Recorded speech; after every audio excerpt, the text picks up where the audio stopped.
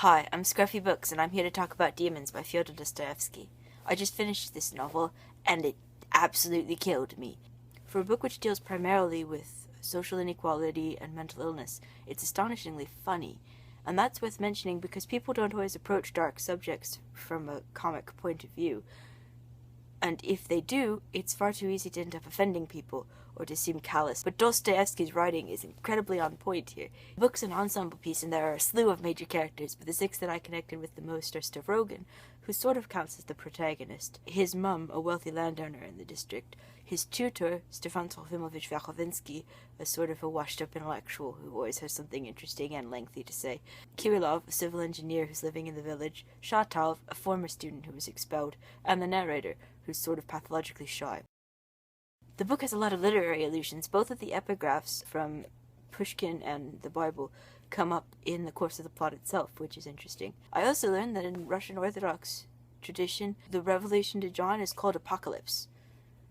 So when the characters are speaking of Apocalypse, they're not talking about X-Men characters or Apocalypse Now, which is an awesome film. They're talking about the Bible.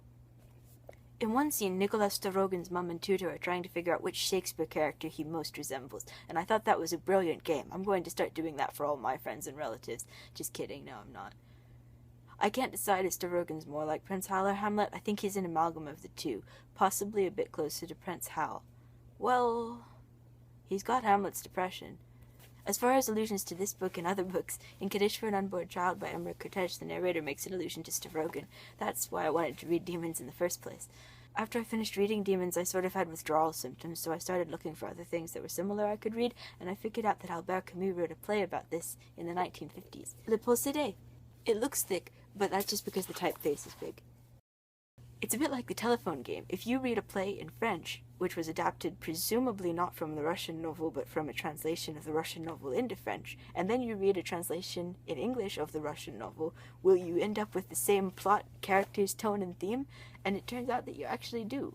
At least for me, I think Camus did a really brilliant job of interpreting the novel, considering that he had to cut so much to make it a play that you could do that wouldn't be like Parsifal, where it's 12 hours long.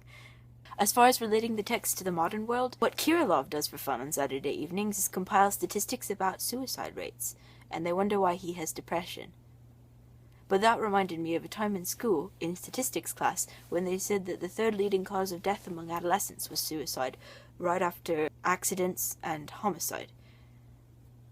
Now those statistics wouldn't have been about Russia, and Kirillov's are, but it remains interesting to note that more of us kill each other than kill ourselves, and more of us kill ourselves than contract fatal disease. Now, those statistics were probably about North America. On another note, there was this French cat named Emile Durkheim, who had a work about suicide postulating that the three main causes were altruism, egotism, and anomie. When Stavrogan was a child, he didn't spend a lot of time with other kids. He was always surrounded by large groups of adults who just sort of went on about their business and waited for him to catch up with them, which is probably why he's precocious, but may also explain why he has issues.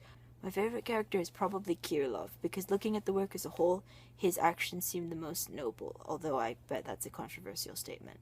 My favorite scene is when Stavrogan and Gaganyov have their duel.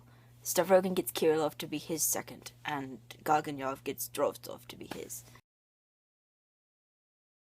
You are very much like my brother. Extraordinarily so. He's been dead for 7 years. He was older. Much. Very much. He must have had a great deal of influence on your way of thinking. No, he didn't talk much. He didn't say anything. By tying my hands with a crime, you of course think you'll get power over me, don't you? Why do you need the power? Why in the devil's name do you need me? Take a close look at me once and for all and see whether or not I'm your man and leave me in peace. Do you ever have moments of eternal harmony, Shatov? You know, Kirillov, you must put a stop to not sleeping at night. I would recommend this book to you if you're looking for something thought-provoking and funny. Thank you very much for watching. I hope you have a terrific life. Or do I just sound completely nuts right now? I probably just sound completely nuts right now. I usually sound completely nuts.